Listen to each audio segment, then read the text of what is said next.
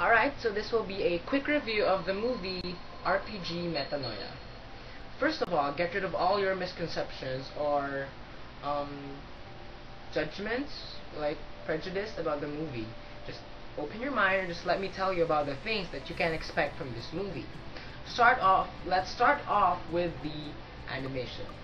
So it's probably one of the things that you're most apprehensive about, because if you watch the trailer of the movie on the internet, it does look choppy, it does look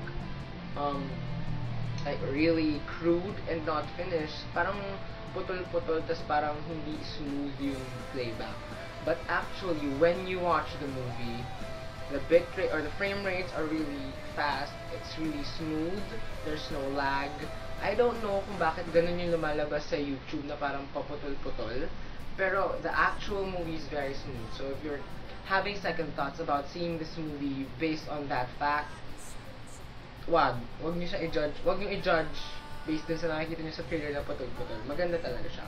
And in terms of the actual look of the movie, one of the most commendable things about this is that it looks really, it's very bright and it's very sunny and very airy, and I don't know, it just feels so fluffy and light. If that makes any sense, when they're out of the gaming world, and when you're in the gaming world, they give this darker, edgier look.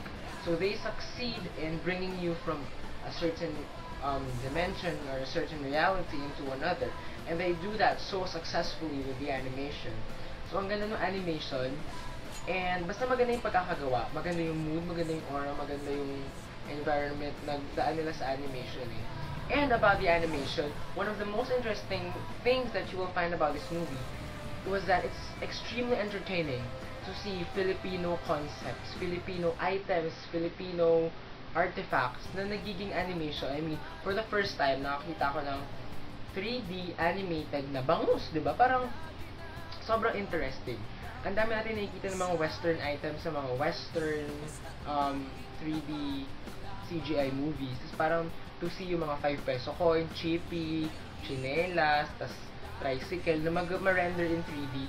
Parang that in itself, sobrang ganda na niya. I mean, parang ang babaw at ang simple lang na makita mo yung mga everyday things in 3D. Pero parang pag napanood mo na, mamamangha ka. Kasi parang hindi mo akalain yung mga nare-render in 3D sa ibang bansa. Pwede na, I mean, parang nakakaaliw lang talaga. Ang entertaining niya. Kasi first time mo makakita ng 3D animated na bangus, yung mga ganun. So, part ng entertainment. And I think kaya sobrang ganda niya. At one of the biggest factors for it being entertaining is that. And that's a valid point to say na maganda tong movie na to. Pwede kasing sabihin na tao, maganda lang pala siya dahil yung mga animation ng mga isda-isda, parang yun na yun, wala man lang kaano-ano. Part siya nun. Part siya kung bakit sobrang entertaining at worth it panoorin tong movie na to is that may mga ganong bagay. Yun yung part ng entertainment at yun yung goal niya. Na-achieve niya yung goal ng pagpapakita ng kulturang Pinoy sa isang movie.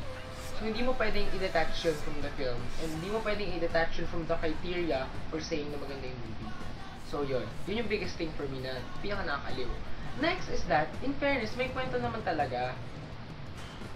Like I said, it's been a while since I saw a Metro Manila Film Festival movie na maganda yung plot, na solid, walang plot holes, na may heart, na sincere, na parang walang ulterior motive kundi magbigay lang ng magandang kwento na matatouch ka. And ito yun, it touches everything from childhood activities, games na dati pa nilalaro ng kabataan. So yung mga bagong games naman ngayon, it sort of bridges the gap between the generations who used to play in the streets and the generations who play indoors now.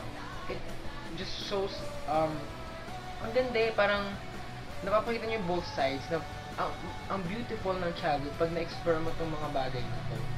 Tapos,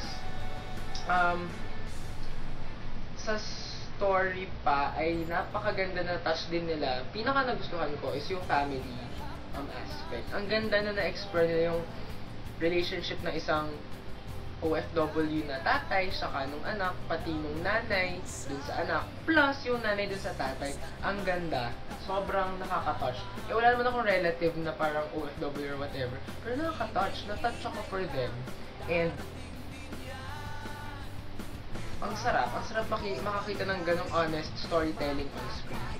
Tapos, hindi lang yon, sobrang action-packed pa nung movie. So, talagang ma-enjoy mo. Eye candy, sobrang entertaining, sobrang funny.